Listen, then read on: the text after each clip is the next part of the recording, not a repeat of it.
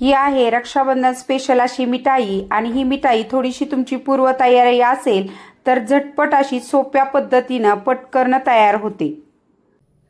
नमस्कार, मी रेश्मा लोकरे रेसिपीज मध्ये तुमचे स्वागत। तर आजची रेसिपी तुम्हाला कळाली, आपण बनवतोय रक्षाबंधन स्पेशल अशी झटपट तयार होणारी मिठाई। आणि ही मिठाई बघा हलवाईच्या दुकानापेक्षा सुद्धा एकदम छान अशी घरच्या घरी आपण बनवू शकतो। चला तर वेळ न घालवता रेसिपीला सुरुवात करूया। इथे अगोदर आपण मिठाईच्या आतमधला खजूरचा रोल बनवून घेऊया। त्यासाठी मी कढईमध्ये 2 चमचे तूप घेतलेला आहे आणि ते बघा काजू बदाम आणि पिस्त्याचे मी असे थोडेसे मोठे तुकडे करून घेतलेत। यात तुम्ही तुमच्या आवडीनुसार अक्रोडाचे वगैरे तुकडे घालू शकता किंवा काळे मनुके देखील घालू शकता। आणि हे आपल्याला या तुपामध्ये मंद गॅसवर छान कुरकुरीत आणि लालसर होईपर्यंत परतून घ्यायचे आहेत। आणि हे बघा हे आता थोडेसे लालसर झाले आहेत 2-3 मिनिटं परतल्यानंतर। आणि याच्यामध्ये मी इथं 1 वाटी पेंड खजूर घेतली आहे आणि त्याच्या बिया काढून घेतलेले आहेत। आता ही खजूर देखील आपल्याला ह्या तुपामध्ये चांगली परतून घ्यायची आहे। आणि हे बघा जर आपण असं तुपामध्ये खजूर परतताना त्यामध्ये ड्रायफ्रुट्स असे आपोआपच छान मिक्स होतात, कारण खजुरीला चिकटपणा असतो। आणि असं परतून घेतल्यामुळं खजूर काय होते, मऊ होते आणि आपल्याला रोल बनवणं सोपं होतं। आणि फक्त 2 मिनिटं मंद गॅसवर मी हे परतलं आणि आपली खजूर मऊ झाली। आता गॅस बंद करायचा आणि इथे बघा मी ग्रेनाच्या पोळपाटाला थोडंसं तुपाचा हात लावून घेतलेला आहे।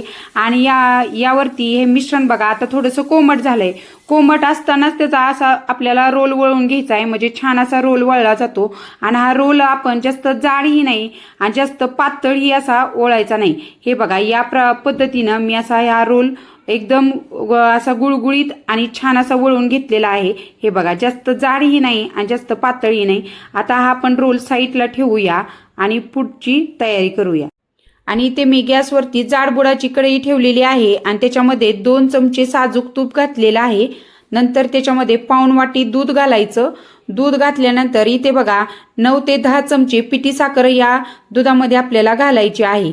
थोडीशी साखर कमीच घाला, म्हणजे काय होतं नंतर आपण खजुरीचा रोल आतमध्ये वापरणार तो खजूर थोडीशी गोड असते। आणि इथं हलवून आपल्याला साखर मिक्स करून घ्यायची। आणि ह्या दुधाला बघा आता छान अशी उकळी आली की गॅस बंद करायचा। गॅस बंद केल्यानंतर ह्या दुधामध्ये इथं मी 200 ग्रॅम दूध पावडर घेतलेली आहे आणि ही पावडर आपल्याला थोडी थोडी करून ह्याच्यामध्ये मिक्स करायची। ह्या गरम दुधामध्ये एकदम सगळी पावडर घालू नका आणि थोडी थोडी घालून असं फेटून घ्यायचं, म्हणजे त्यामध्ये दूध पावडरीच्या गुठळ्या होणार नाहीत। आणि इथं थोडी थोडी करून मी सगळी पावडर ह्याच्यामध्ये आता घालते। सगळी दूध पावडर मिक्स केल्यानंतर हे मिश्रण बघा असं घट्ट झालंय आणि एकदम मऊ असं तयार झालंय। आता सुद्धा आपण ह्याची मिठाई बनवू शकतो, पण काय होतं मिठाई खाताना दूध पावडरीचा त्यामध्ये वास येतो। मग आता मी काय केलेलं आहे, हा बंद केलेला गॅस चालू केला आणि ह्याच्यावरती हे मिश्रण ठेवलेलं आहे। आणि यामध्ये बघा इथं मी आणखीन पाऊण वाटी एकदम गरम दूध घेतलेलं आहे आणि हे दूध थोडं थोडं करून सगळं दूध आपल्याला इथं वापरायचं आहे। एकदम दूध घालू नका, थोडं थोडं करून दूध घालायचं आणि मंद गॅसवर हे मिश्रण आता आपल्याला परतून घ्यायचं आहे। असं केल्यामुळे काय होतं, मिठाईमध्ये दूध पावडरीची चव लागत नाही, एकदम खाव्याची असल्यासारखी ही मिठाई लागते। आणि घट्टसर गोळा होईपर्यंतच हे आपल्याला परतायचं आहे। यासाठी फक्त जास्तीत जास्त आपल्याला 4 ते 5 मिनिटाचा वेळ लागतो। आणि हे बघा ह्याला आता ह्या असा एकदम घट्ट असा गोळा झालेला आहे। आता मी गॅस बंद करते आणि हे मिश्रण आपल्याला थोडंसं कोमट करून घ्यायचं आहे।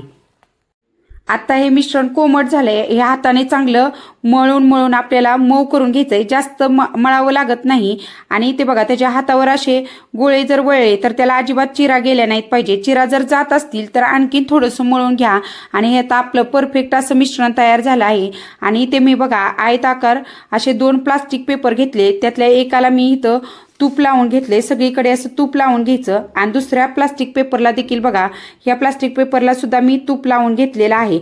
आणि या प्लास्टिक पेपरवर आपण जे बनवलेलं मिश्रण होतं ते घ्यायचं आणि ह्या मिश्रणाला हाताने असा थोडासा गोल आकार देऊन घ्यायचा आहे। आणि इथे बघा असा गोल आकार देऊन घेतल्यानंतर जो आपण दुसरा तूप लावलेला प्लास्टिक पेपर आहे त्याची तूप लावलेली बाजू खाली करायची आणि तो देखील ह्याच्यावर ठेवायचा। आणि बेलण्याच्या साहाय्याने सगळीकडून हे असं आपण त्याचं ते मिश्रण लाटून घ्यायचं आहे। फिरवून असं लाटायचं आणि सगळीकडे एक समान लाटून घ्या, कुठे जाड कुठे पातळ असं लाटायचं नाही। आणि हे बघा मी असं जास्त जाडही नाही जास्त पातळही असं लाटलं नाही आता ह्याच्यावरती जो आपण बनवलेला खजुरीचा रोल होता तो ठेवायचा. रोलच्या अंदाजाने हे आपल्याला मिश्रण लाटून घ्यायचं. आणि इथे बघा ह्या कडणी अशा चिरा गेलेल्या आहेत. हे आपल्याला काय करायचं, हे असं कट करून घ्यायचं आणि हे आपण वाया घालवणार नाही. याचे देखील आपण पुढे जाऊन असे ह्याचे पेढे बनवून घेणार आहोत. आता हे मी साईडला ठेवते आणि ह्याचा आता आपण असा दाब देऊन चांगला रोल वळून घ्यायचा आहे. असा सैल नाही तर थोडासा दाब देऊन हा रोल वळून घ्यायचा. आणि वळून झाल्यानंतर देखील हाताने असं वरून थोडंसं अलगद दाब द्या, म्हणजे छान बाइंडिंग येतं. आणि हा रोल असा प्लास्टिक पेपरवर छान फिरवून घ्यायचा, म्हणजे त्याला वरून चांगला असा प्लेनपणा येतो. आणि ह्या रोलचे आता आपण अगोदर कडचा थोडासा भाग कट करून घ्यायचा. आणि इथे बघा असं एक इंचाचे असे आपण या मिठाईचे पीस कट करून घ्यायचेत. आणि हे बघा किती छान अशी आपली ही मिठाई तयार झाली आहे. आणि वाटत देखील नाही आपण ही घरी बनवली. आणि मोजक्या साहित्यात खरं तर ही तयार होते. आता सगळ्या रोलचे मी इथं असे एक इंचाचे करून पीस कट करून घेते. आणि इथे बघा मी तुम्हाला जवळून दाखवते. ह्या मिठाईला बघा सगळीकडून किती छान असं बाइंडिंग आलेलं आहे. आणि अशी ही आपली रक्षाबंधन स्पेशल अशी एकदम हलवाई स्टाईल म्हणलं तरी चालेल अशी मिठाई आपण घरच्या घरी तयार केलेली आहे. हे बघा किती छान अशी ही मिठाई तयार झाली आहे. आणि हा जो कडचा जो राहिलेला भाग आहे तो एका भांड्यामध्ये घेऊन असा हाताने चांगला मळून घ्यायचा. आणि त्याचे बघा असे गोल गोल असे पेढे वळून घ्यायचे आहेत.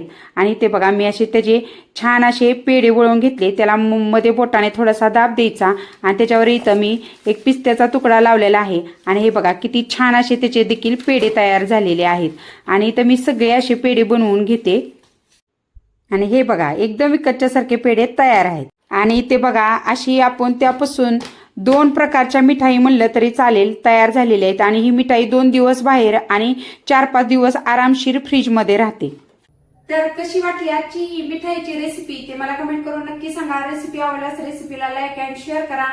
आणि अशाच रेसिपींसाठी आपल्या चॅनलला नक्की सबस्क्राईब करा. पुन्हा भेटूया नवीन एका रेसिपी सोबत. धन्यवाद.